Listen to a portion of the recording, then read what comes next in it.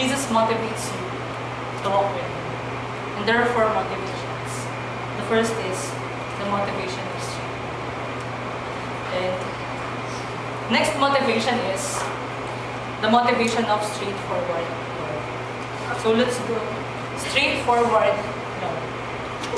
Let's go to verse 4 to 5. But God, being rich in mercy, because of the great love with which He loved us, even when we were dead in our trespasses, made us alive together with Christ. By grace you have been saved. So, sinabi sa verse that God made us alive. Diba? And nabuhay tayo nung dumating si Christ. Diba? And even when we were dead, sinabi sa verse 5, even when we were dead in our trespasses, made us alive together with Christ. Si God yung gumawa niya. Hindi sinabi sa verse na, when we gave Him 1 million, He made us alive together with Christ. Diba? Hindi niya sinabi ng Bible. And hindi rin sinabi na, when we talk to Him, He made us alive with Christ. Hindi niya sinabi yun. So, God loves us very straightforward. Na yung love sa atin ni God, yung connection, hindi, if you do this, okay. If you do this, okay. Tapos may ganito. Isa lang way ng love sa atin ni God. And it is through Jesus Christ. So, Jesus Christ and God really loves us straightforward. Pero, hindi niyo pa natanong, bakit kaya binigay ni God si Christ sa atin? Siguro sasabihin niyo, kasi mahal niya tayo. And actually, isa pa doon, kasi hindi natin kayang buhayin yung sarili natin.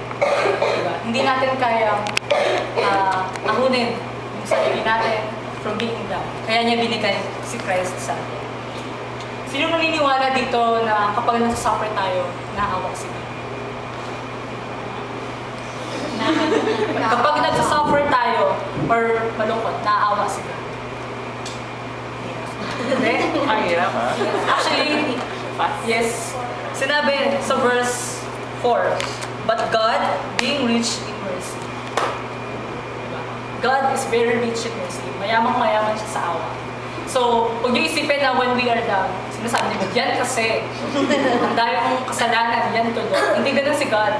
Na kapag malungkot tayo, God wants to help us. God wants to kiss us. God wants to comfort us. And ganun niya tayo kamahal. Na yun, when we were dead, when we were dying, pinigay niya si Christ para yun yung kumuha ng kasalanan natin.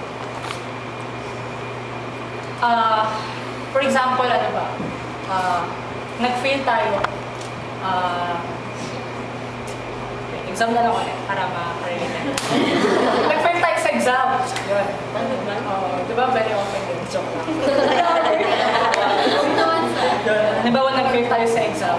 Tapos, meron kasi mga times na feel natin na, ano ba yan? Nag-fail na nga ako. Wala po dito comfort sa akin. Di ba may mga ganong times na nag-fail tayo, malungkot tayo, pero walang nagpa-comfort. Walang nag-care, walang nag-love. Di ba? Walang nag-motivate sa atin na mag-aral pa ng mas mabuti. Di ba? Kasi nga wala eh. Pero sinasabi ni Jesus Christ that I will love. Kaya kapag yun, we are down, nalamapit tayo sa Kanya. That's why Jesus motivates us.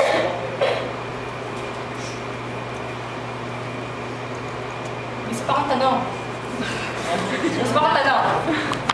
Anong mas gusto nyo? To love or to be loved?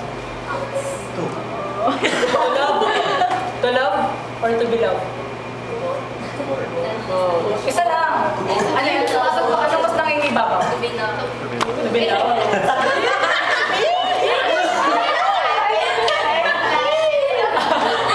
Well, actually, bakit ba tinanong yun? Kasi feeling ko marami sa atin yung gustong magmahal ng mga tao. Na kahit nasasaktan na tayo, go pa rin, love pa rin tayo ng love.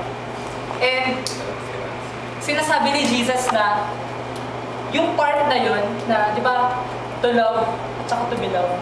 Yung part na to be loved, gusto ni Jesus na siya yung magpunod.